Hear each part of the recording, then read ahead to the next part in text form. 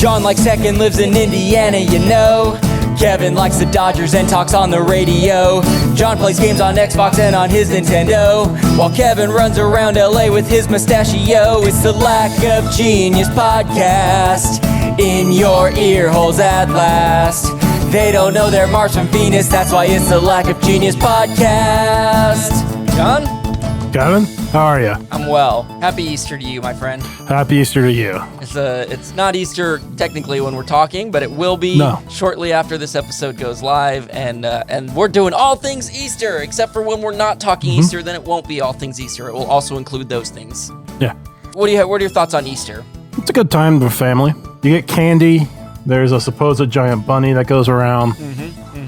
It's kind of the beginning of spring here because it's actually starting to feel like spring, where, out in California, you don't actually have seasons. No, I was going to say, so they're all the same. You don't know what that transition from dark, cold to light warmth actually is like. Yeah. So that is something that I wish, to a degree, I wish we had here. I'm very spoiled and I love my 75 all year round weather, don't get me wrong. But, the closest we get to that, I can think about holidays, Thanksgiving and Christmas, it's cold and sometimes rainy out, like cold, like meaning not warm. It's 58 degrees or 62 degrees. That's warm. Yeah, that's cold. And Easter is always like, I have many memories of sitting outside and being warm in Easter egg hunts. Yeah, I mean, you mentioned 62 degrees is cold. Last winter, we kept our house at 64 and would warm it up to 67. Here's a good question. Do you tend to like it a little bit colder when you're in a room where you have the choice? Okay, see, because I like it real warm. In fact, that's like a point of contention at work a little bit right now, where there's different studios at different temperatures. If I had my preference, I'd have it like 75 degrees in there. Maybe not quite that warm, but I'm one of the ones that likes it warmer, and some of the people like it probably about where you do it, like, 67 being, maybe even lower. And I'm like, no, I'm so cold, I can't think. I'm built for the winter. I mean, why? Because you're always in a flannel? No, I'm just joking. No, just because I'm fat. You got a nice beard to keep your face warm. I get it. You were built for the winter. I like that. Yeah, I'm kind of Easter, much like you. It's like, okay, yeah, candy's cool, and Easter egg. And I, as a kid, my parents would, they did every holiday a lot of fun. We would dye Easter eggs all the time. In fact, even into adulthood, just to keep that tradition alive, we would try to all get together and dye Easter eggs. We don't do very much now, and I'm not particularly into Easter, but I am a fan of Easter. And if I was gathering, I would eat all the jelly beans and be very happy. So we are going to quiz each other, as we do on every holiday if you're new to this podcast, where I have done what we call the Easter fun quiz, and John has done the Easter history quiz. That does not translate to not fun. It translates to learning and a lot of fun. But mine are kind of more fun facts about ancillary things to Easter, whereas John's is straight up, what is Easter? What's this all about? Sound about right? Yep. All right. So now that that's tidied up, let's do a real tidy up. Tidy up before we go any further with the show. Tidy up before we go fix our mistakes tonight. I wanna get it right.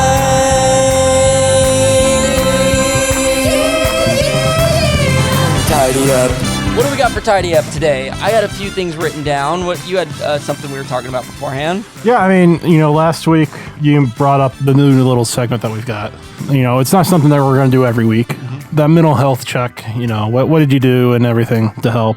Yeah. And we had a lot of people really like that we did that. Yeah. There was a lot of congratulations, and people even put what they had done, what was a win, and, what did they do or plan to do. So yeah, the two questions we answered were, what's one thing you did for yourself this week, and what was one victory from this week? And maybe they were the same thing. And it felt really good to do that, and in a completely non-boastful way, I'm really proud that we did that, because it was an opportunity for us to be vulnerable, and like you said, we can continue to do that. And maybe sometimes it's not going to be crazy vulnerable. It'll just be, I was gonna say I did my homework. I'm not in school, but I really put a lot of effort into work this week, and that felt good to do for my mental health. So thank you if you commented, and we definitely encourage sharing as openly and vulnerably as you're comfortable doing with those that you love and that are important to you. Yeah. And I want to share one of the greatest compliments I've ever received, that I don't even know if it was meant as a compliment, But one of our loggers, Catherine, was skiing with her family. I actually don't remember where. I think up in Northern California. And she sent us a message on Instagram saying, I just saw a skier juggling and I thought of you. And I just about cried with joy. Seeing a skiing juggler and I come to mind, I couldn't ask for a better thing in my life because joggling is something I want to try. We had Barry the Joggler on many episodes ago, one of my favorite guests, and that just warmed. Would that be a skogler? No, that's if you're a ska band on stage simultaneously juggling. That's a skogler. Oh, okay. It's time to take a quiz or two. Like a genius podcast doing this for you. You may fail, but it ain't no lie, baby, it's quiz time. Don't really want this quiz to be tough. I just wanna pass one cause I failed enough. It might sound crazy, but it ain't no lie, baby, it's quiz time. Here we go. Gonna learn some stuff about Easter. We are. John, is this gonna be another The Holiday is Ruined for All of Us Forever episode? I don't think so. Okay. Nothing like, St. Patrick's Day or Thanksgiving. It's not riddled with a sour history, it sounds like. Not from what I was reading. Yeah. Okay. I am worried. I was gonna not say this because I didn't want to set up and have it be opposite, but I think that'd be funny. I'm worried I made this quiz hard. I think I maybe made this quiz too hard, but I can't remember why. I made it a few days ago and I can't even remember the questions right now. We're gonna find out together what I wrote. But the reason I wanted to say that is because I think it'd be hilarious if you aced it. And I'm like, wow, I thought I made a hard quiz. Turns out it was super cinchy. So let's put that out there and see what the results are. And that way, John, if you do go 0 for 5, no one will be like, oh, John's dumb. It'll be, well, Kevin said he made the quiz hard. So, yeah. All right, John, I'll let you take it away. Okay, so starting off with a true or false. Yes. Easter derives from the Old English month of Esther, which is April, which was named after the goddess Esther. And it's pronounced Esther? That's what I'm guessing. Because here's how it's spelled, listener. It's E with a little line on top of it. Do you know what that line is called? I don't. No. You know how an umlaut is on top of a U? Like, right. It's like that, but it's just a solid line. It's spelled E-O-S-T-R-E. I would have said Eostre. Maybe that line means A. But regardless, Easter derives from the Old English month of Esther or Eostre, which I'm just going to say it that way, which is April, which was named after the goddess Esther or Eostre. My hesitancy is that Easter changes every year, and sometimes it's in May, I think. Is it April, May? And I think sometimes it's in March. I don't think it's always in April. So that would lead me to think that it's false, but maybe that's what you wanted me to think, John. I'm going to go opposite of my logic and say true. I'm going to say this is true. I'm locking it in. Yes. Correct. All right. No, it's true. Okay. Yeah. And I started looking up on how to pronounce the name. Did you get anything? Yeah, I've never been good at reading pronunciation Same. guides, but I think you're at least partially right. The E with the line above it is an AE, like as in Caesar or Caesar. Okay. Astra. Yeah. Or Astro. But yeah, it was basically the Old English Norse, or not necessarily Norse, but the pagan goddess of spring. So. Do you think everywhere that she went, people were constantly mispronouncing her name and she was always having to correct them? Who knows? Maybe it was a common name at the time, and they'd have trouble pronouncing John now if you were around then. So that's where it derives from. It literally means April. But I was correct that Easter is sometimes in March and sometimes as late as May, or no? We'll get into that later. Okay, but April is the wheelhouse, is what I'm going to say for now. All right, Yep. All right, good. Let's not spoil the question. You ready for number 1 on Easter fun? I am. Easter egg hunting is a big thing, one thing that I love doing. And it's funny, my dad, even to this day, when we do gather as a whole family, now there's a lot of little grandkids and baby cousins, but when there was this weird period of a bunch of like 20, 30, even 40-year-old adults who were kids, he would still put on an Easter egg hunt for us. It was very nice. But according to Guinness World Records, how many eggs were in the world's largest Easter egg hunt? Is it 510, 5,100, 51,000, or 501,000? I'm just going to guess 51,000. 51,000. That's C. So kind of the top tier, but not quite the highest. That's what you're going to go with? Yep. John. It's incorrect. It was the highest. It's 501,000, 501,000. This was in 2007. 501,000 eggs. Searched for by I love how exact this number is, 9,753 children exactly, accompanied by their parents. So if you add, I guess you would triple that number if there were two parents per kid. But this was at Cypress Gardens Adventure Park in Winter Haven, Florida, April 1st, 2007. And 1,000 of those eggs contained special prizes inside, which I promise you, I searched to see what these special prizes were. I could not find them. I also was searching for, were these all just plastic eggs? Were there regular eggs out there? Because I love the idea of thinking there's like a regular egg that was never found from that hunt, and it's just been rotting for, 14, 15 years now. Right. And it's disgusting and gross. In fact, that reminds me that my little baby nephew Calvin, who is living at the house where my dad would put on these Easter egg hunts, he found a plastic Easter egg in one of my grandpa's old pigeon coops. Look at everything coming to full circle to episodes we've done before. It was hidden way deep in this nasty old rundown pigeon coop, and Calvin found it, and Easter came early for him a couple weeks ago.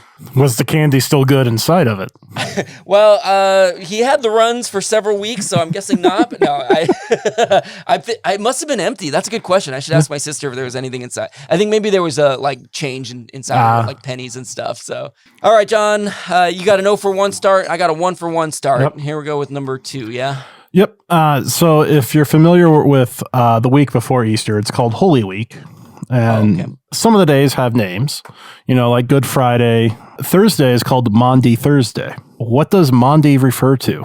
The crown of thorns, feet washing, carrying the cross, or the cloth Jesus was covered in? Wow, yeah, it's capitalized Maundy, kind of like the name Mandy, like Mandy Moore, but with the U in it. Maundy, What does it refer to? Okay, the crown of thorns, feet washing, carrying the cross, the cloth Jesus was covered in. And this is, so if this is the week before Easter, that makes me think that, oh, wow. Carrying the cross is jumping out to me because, in my understanding, Jesus carried the cross that he was, as they did in that time, that he was. Why am I blanking on the word? Crucified on. The cloth Jesus was covered in. That's very fascinating. That's a very intriguing option. I'm gonna do it. I'm gonna say the cloth that Jesus was covered in. That's what I'm going with. You are incorrect. And growing up Church of the Brethren, Kevin, this is something that you should actually know. Feet washing. But it's feet washing. I didn't know it until yesterday, that's actually what Maundy is referring to. Wow. Yeah. And for those of you not familiar with the Church of the Brethren, we do something called Love Feast, where we kind of emulate the Last Supper in a way, or that time. And if you're familiar with the Bible, Jesus washes his followers' feet in an act of humble service. And that's what Maundy actually refers to. It's kind of a shortened version of the Latin mandatum, which means command or commandment. So that's what it refers to. Yeah, John and I were raised in this Church of the Brethren. I was gonna say together, just on one in the Midwest and one on the West Coast, but same denomination. And even though I'm not much of a practicer now, I am still involved with the church. I do love the values of the Church of the Brethren. It's very different than any, than kind of the traditional thought of what you think of as Christianity and the sort of, especially this day and age. The church that I grew up in, Church of the Brethren, that I know and love, is very accepting and loving, and that feet washing. The symbolism of it, regardless if you're religious or not, I think is such a valuable thing. The idea of being of humble service to somebody else, washing their feet. And I think part of the sort of emphasis behind it, or the power behind it, is that in those times it was, the feet were dirty and gross and kind of the grossest thing imaginable, but yet Jesus was willing to humbly wash those feet. And I think to be able to symbolically do something like that for other people is I think that's a beautiful thing. I love it. Maundy. Okay, new vocabulary word for Kevin and the loggers. All right, so, I just went for 2 for 2. Let's see how you do on number 2. No, you got that one wrong. I got it wrong, so I'm 1 for 2. One of these days, that was not intentional, by the way. I 100% then thought I got it right. One of these days, I'm going to do that, and we're just going to blow right by it. It's going to be great. All right, so you have a chance to tie me then on number 2, because you're 0 for 1. Peeps. Everybody loves Peeps, probably the most popular candy in the Easter universe. Which of the following colors do Peeps not come in? Pink, green, teal, or brown? I could have sworn I've seen them in all of these colors, but I'm going to say brown just because of what it could look like otherwise. You mean a little poo nugget? Yep. I mean, that's how they taste. Okay, so we're on the same page there, but let's get to this question. So you're going to say that brown, that Peeps do not come in brown. That is incorrect. Sorry, John. I don't think this was too tricky because they do come in blue, not teal, and teal is a different shade of blue. The 5 main colors that just standard Peeps come in: yellow, pink, blue, green, and lavender. Now, brown, what I was worried about after I wrote this question, I didn't mean it in this sense, but there are chocolate-covered Peeps, so technically that's brown. That's not the brown that I was thinking of, though. They actually make, here, where's my list? They're chocolate pudding flavored, and so they're brown. There's caramel mocha Peeps, and there's the original donut shop coffee-flavored marshmallow chicks, which are also, they're chick versions of Peeps. And these are all brown, and yeah, they look kind of like poops. and none of them sound good. Here's the thing. So I don't like Peeps, and I'd be interested to hear why you don't. I am not a marshmallow fan. I'm just not a big marshmallow fan. And I feel bad because I'm really involved with outdoor camping, and quite frankly, I don't really like s'mores because I don't like marshmallows. I like the graham cracker and the chocolate part. Here's something that I'll recommend to you, John, in terms of the s'more world that changed my world was putting Reese's peanut butter cups instead of Hershey's. For whatever reason, for me, it just makes it that much better. But it still has the marshmallow. So here's one more s'more fact. I did not mean to go down the s'more path that I learned actually through my Camp Laverne. We did a virtual camp, and one of the camp directors did a video about, they were at camp one year, they were doing s'mores, realized they didn't have graham crackers. So they used saltine crackers, which may initially sound kind of ew. They said it was the best thing ever. I tried it. It's amazingly good. Yeah, I could see the salt being... Yeah, the salt adds something. And now I don't think I tried it, but saltine cracker, Reese's peanut butter cup, marshmallow. So now we only have one of the 3 ingredients of an actual s'more, so it probably needs a different name, but that sounds so bomb, and I'm going to try it not right now, but later. Let me get back to Peeps really quick, just to kind of wrap this up, that they do come in all kinds of colors. I did a quick little search on their website. Surprisingly, they do come in red. There's hot tamale Peeps. There's fruit punch Peeps. They come in white. It's like a party cake, like kind of like a funfetti flavored kind of thing. It comes another way it comes in green is through sour watermelon, which we know you wouldn't like, John. And there's kind of this ugly orangish color, and that's tropical burst. So there you go. There are great many color of Peeps, and John and I will be eating none of them. So have at them if you're a Peep lover. More for you. So you were kind of asking, what months can Easter be in? And we'll talk about that. But first, what calendar is used to determine the day Easter is on? Okay. The Gregorian, Hebrew, Julian, or lunisolar? Am I allowed to ask if all 4 of these are actual calendars? They are all 4 calendars. Because when I hear the question, what calendar is used, I'm like, how many calendars are there? I am very unfamiliar with my calendar knowledge, but what calendar is used to determine Easter? Gregorian sounds old, and for that reason, I kind of want to choose it, but Hebrew would be interesting. Hebrew would be very interesting. Oh my God, Julian. Shout out to Julian, our D&D expert, who was our first ever guest on the Lack of Genius podcast, and his calendar. And lunisolar, I'm going to choose Gregorian because I just don't know, and I don't want to waste any more time. Let's say Gregorian. Okay, I figured as much. So it used to be Hebrew, but another name for Easter is actually Pascha or Paschal, which is kind of a derivative of Passover. And if you know anyone who's Jewish or whatnot, that Passover usually happens shortly before Easter or around the same time as Easter. And that's because of when, according to the Bible, everything happened. It was right after Passover. But it is, in fact, the lunisolar calendar, which is very similar to the Hebrew calendar. The Hebrew calendar actually was used, and basically Christians would just ask Jewish people, hey, when's Passover? And then they would just say Easter is that day. But then you got the First Council of Nicaea back in 325 that was like, yeah, we don't want to use the Jewish calendar anymore, and we want it to be, the same day all over the world. So we're making our own calendar type deal. Easter is what's known as a movable feast. It's not on the same day every year, right? And so to answer your question, it will never be in May. It'll always be between March 22nd and April 25th. But yeah, the way that you compute it is it's the 14th day of the lunar month after the equinox. Oh, the spring. So whenever the spring equinox is, according to this solar calendar. Yeah, essentially. But yeah, it's kind of a difficult thing to quite understand. Yeah, basically, you've got the ecclesiastical new moon, which is anywhere from March 8th to April 5th. And then basically 14 days after that moon is when Easter is. And who keeps track of all of this?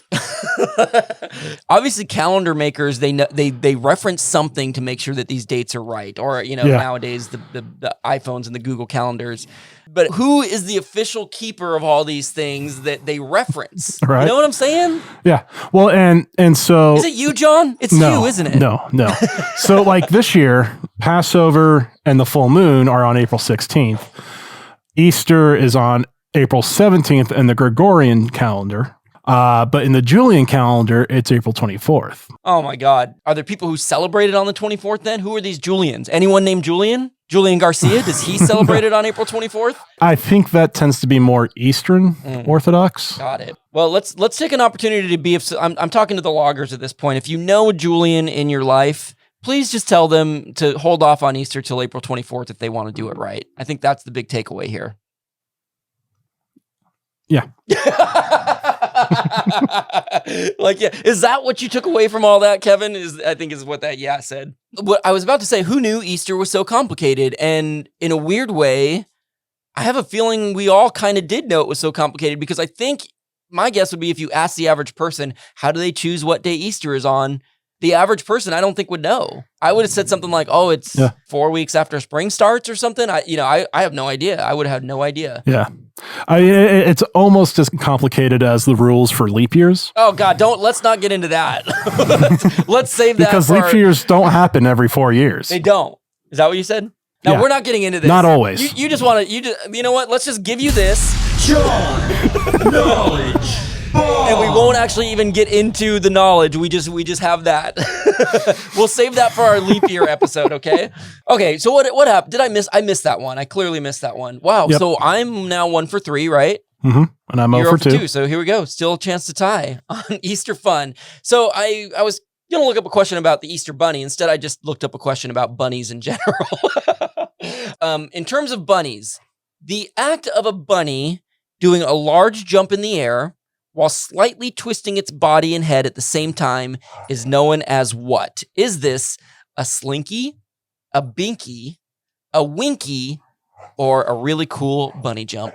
I feel like you got a 50-50 chance on this one, because regardless of if one of the other 3 are correct, it'll also be a really cool bunny jump. You're just going to choose that to be safe? I was going to say slinky. I think that's what I'm going to stick with. You're going to stick with slinky? You're going to go for it?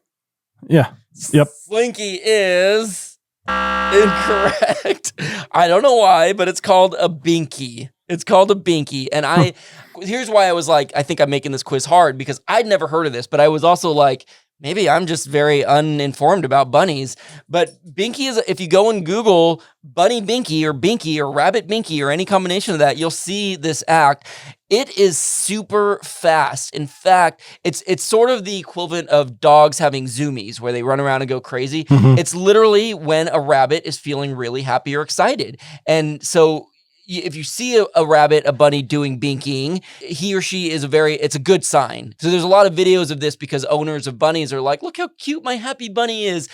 And the best way I can describe it is it happens so fast that it almost looks like they're teleporting like a foot at a time. Like it's so fast that they're here and then they do their little thing. You actually have to watch it in slow motion to kind of see what the full body is doing. And there are more elaborate binkies than others. In fact, they have what's called the full binky, which is what I described. It's the jump with the slight twist of the body and the head at the same time. And there's also a half binky, which is a little bit more of a sharp flick of its head with a little small ear wiggle. So those are the same basic things. But basically, if a bunny feels safe and secure. Now, here's the sad thing is that some owners may confuse a half binky, which is the ear wiggle and the twitch, basically, with what is known as a head tilt. And a head tilt is a pretty common sign of either ear infection, stroke, brain tumors, or other forms of head trauma. So it's obviously this is sad and I don't mean it as a joke, but it's very funny to think that they're totally opposite things. One is you got the happiest, healthiest bunny in the world, and one is, oh, this poor bunny has a brain tumor, But that is to say that's if you get a bunny to learn to identify between the two and know when to take them to a vet and when to say, oh, look at my cute little bunny and put it on Instagram. Mm-hmm. So there you go, bunny binking. New thing for me, new thing for you, hopefully new thing for someone in our audience. Yep, most likely. Yeah, I hope so. Okay, you ready? Yeah, number 4. So what religious group sees Easter as an abomination? Islam, Puritans, Hindu, or Protestants? Whoa, John, this is crazy tough. And if I had more knowledge on any of these religions in terms of who they worship and why, I maybe would have an idea. Which religious group sees Easter as an abomination? Again, we had Islam, Puritan, Hindu, and Protestant. There's something about the name Puritan that evokes stuck-upness to me. The word pure is literally in it, and that word carries a connotation of basically not being able to do anything that isn't an abomination. And so I think just for that reason alone, I'm just going to choose Puritan and see how we do. All right. Correct. We kind of talked about this a little bit, I think, around Thanksgiving or Halloween, one of the two. And that Puritans saw a lot of the traditional feasts that were established by the Anglican Church, like All Saints' Day and Easter, as an abomination. Their thinking was basically, if it's not written in the Bible, we're not doing it. Since Easter wasn't written in the Bible, it's not seen as a thing that they should worship, and they see it as an abomination. Wow. Okay, so I pulled that one out of my... but that I've now gone 2 for 4. Yep. And you got it. You got to get these last 2 right to force a tie. You do get a true or false here, so it is your only true or false. So you got a 50-50 shot. True or false? Another Guinness World Record. The Guinness World Record for the world's largest decorated Easter egg was set this year, 2022. Is that true or is that false? I'm going with true. You're going to say true? Yep. I have no logic behind it, just saying true. Might as well just pick something. John, you got it. 2022 in Spain, Port Aventura Entertainment is the group that put it on. This is an Easter egg. Now, okay, well, here, let me finish this thought. The Easter egg is 52 feet and 5 inches tall and 28 feet in diameter. So pretty sizely Easter egg. Yeah. And it's part of Port Aventura World, which is, my understanding, is kind of like a series of theme parks spread throughout Europe and I think around the world. They have theme parks with rides. They have like water worlds. They have just resorts. They do all kinds of things. I'm not sure exactly what the one in Spain is, but they wanted to, as an attraction to bring people in, create the world's largest decorated Easter egg, and they did it. My sort of technical part is well, it's not really an egg, so does it? I guess that I want to know what the biggest actual egg that a creature hatched that was decorated, and I'm sure that info's out there, but I feel like it would have to be an ostrich. I feel like now I'm literally gonna Google right now. Decorated ostrich egg. I'm not necessarily looking for the world record, but I want to see if that exists. Oh, they're kind of but they look like, what is it, macrame eggs? They're all fancy. They're Fabergé. That's the word. Thank you. Okay, well now I just realized I want to one up everybody and decorate ostrich eggs for Easter. And if anyone has an ostrich and they'd be willing to donate their unfertilized eggs, I would love to decorate an ostrich egg. Let's make it happen. But good job, John. You got it right. So we still got a chance for a tie here. We do. And speaking of Easter eggs, what part of the world does the tradition of Easter eggs come from? Ancient Rome, the Celtics, United States, or Mesopotamia? My guess would have been United States, and that is an option. Oh, wow. Is this so here's where I'm trying to figure out. Is this sort of a trick question where it's like, oh yeah, the Easter eggs came from ancient Rome or Mesopotamia, but really it's just something that was started in the United States. I mean, I know what I've always heard is it's a sign of fertility, much like a bunny, they reproduce at very rapid rates. In fact, I saw the gestation period is like 30 days for a bunny, and then they have like 7 bunnies per litter, which is why they're known for their reproduction. Because I'm just going to say United States because I don't, the other ones would just be a random choice. So I'm just going to go and say maybe it's a modern tradition that was started in the United States. Dang it. Tried to outsmart you. Well, I was hoping you'd go for Celtics because of the name of Easter coming from, the ancient goddess, but it's actually Mesopotamia. John, that would imply that I actually paid attention and learned something from this quiz, and I don't do that. No, it stems from the early Christian communities in Mesopotamia. Okay. And you're right. Eggs are seen as, fertility. It's a symbol of new life and rebirth, which kind of, became associated with the crucifixion and resurrection, which is what Easter is about. And they would actually stain them red in memory of the blood of Christ. Wow. So red Easter eggs is the original. And so it's been a thing for a long time. I guess when you said the tradition of Easter eggs, I didn't necessarily think of dyeing them. I just thought of the symbolism of eggs. But literally, the dyeing of Easter eggs was started as the blood of Christ. Yep. It's funny because if you asked me that, I never would have come up with that. But that does seem very logical now that you've said it. All right, John. Well, you and I together have made it so that there is a potential for a tie, which I feel like has been the case the last few episodes. For whatever reason, we've tied or we've been in this situation where it's like, all right, let's see what happens. So this is a personal question about an Easter story for me that I have a vague memory that I thought maybe I told this on the podcast, but you'll have to tell me if I'm right. As a child, me, Kevin, and his family got a duck for Easter. Weeks later, the duck had to be put down because of what action that Kevin accidentally committed. I accidentally led to this duck being put down because of what? A, he sat on the duck. I'm going to speak in the third person here. A, he sat on the duck. B, he stepped on the duck's foot twice. C, he left jelly beans out for the duck to eat. D, he hit the duck with a baseball. How old were you? I was probably a 5-ish, somewhere in the 4 to 6 range, maybe slightly older, maybe 7. I'm guessing you left jelly beans out. And the duck ate them. Mm-hmm. Is that your final answer, John? It is.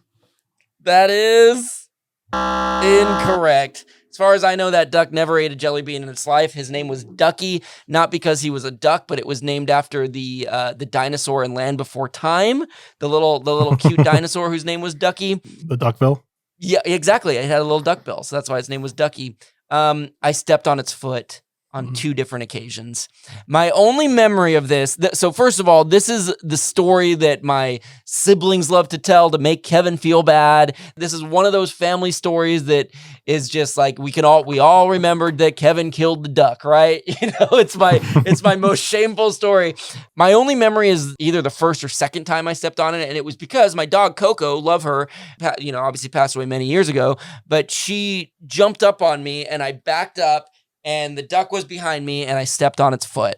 I don't know if that was the first time I did it or the second time. I have no recollection of how it happened the other time, but I do remember taking it. We took it to the vet and I think it had like a bandage on it. And then I believe I stepped on that same foot. Totally accidental. All of this. I am an animal lover. I don't even remember how my parents dealt with it. Like, I don't remember feeling a ton of like guilt and shame. And I think that's as a result of my parents doing a good job of like, not making me feel guilty. But clearly the truth has come out and all my family knows that Kevin killed Ducky.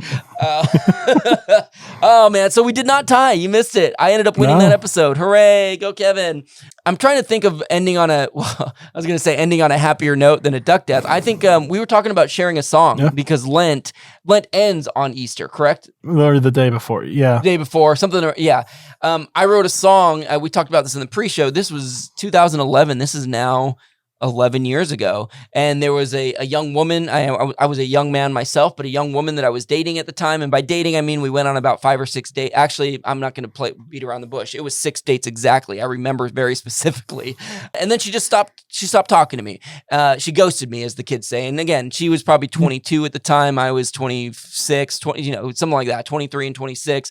It's what people do. It's what young people do. I've since gotten over it. But part of my catharsis of it was I wrote a song that when I realized the day she ghosted me was right around the time Lent started. So my excuse was that she gave me up for Lent. I have a song called I Think You Gave Me Up for Lent that I think, John, with your permission, I think I'll just throw at the end of this episode. Yeah, do it. I remember when I posted it on like Facebook and stuff, it was something that a lot of people connected with. I think because ghosting wasn't as...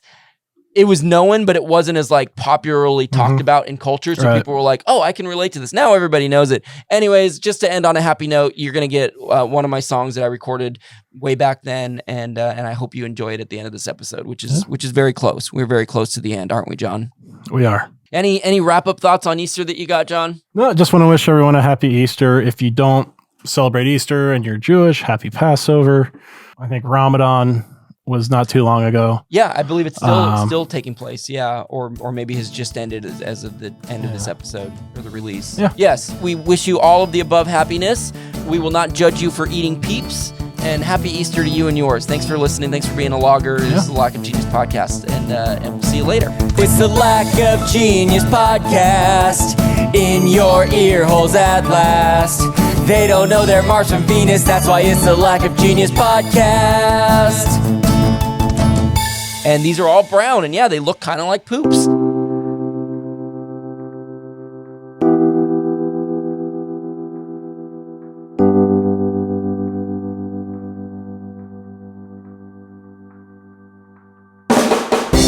Hey, remember when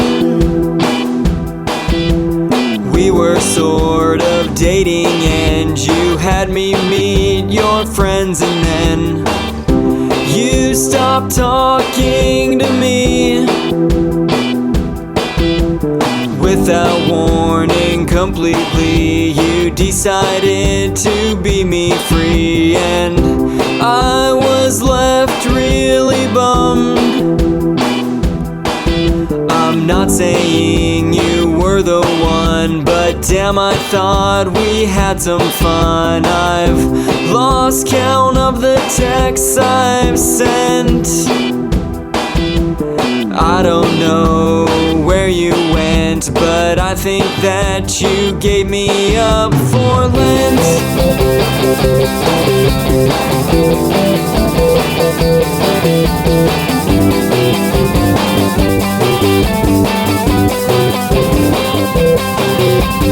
40 days and 40 nights I'll be out of your pretty sights. You gave me up for Lent. You're using me as a way to repent. You love your God and I don't mind, but maybe call me back sometime.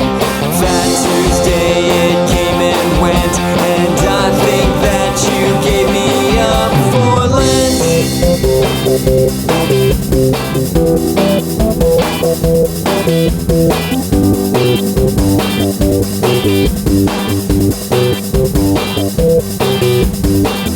I don't know what else it could be. Maybe I knew somebody impressed you more than poor old me, but I kinda don't think that was it. So maybe you just had to quit, 'cause my jokes sorta stink like shit, but your laugh seems so genuine. So maybe it just could have been my history with burly men, but I don't think any of these are right. So I'll just say you gave me up for Lent, and I'll see you in 40 nights.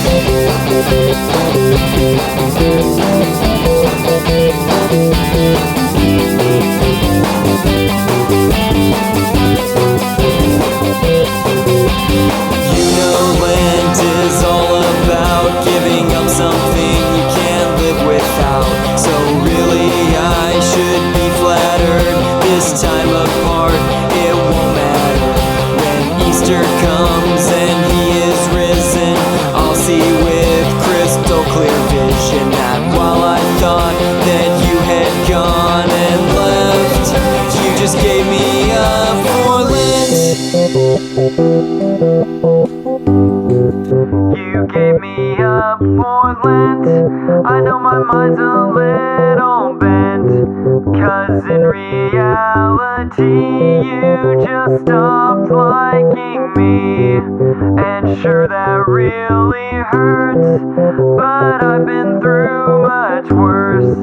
So I'll take some time to vent by saying something stupid like you gave me up for Lent.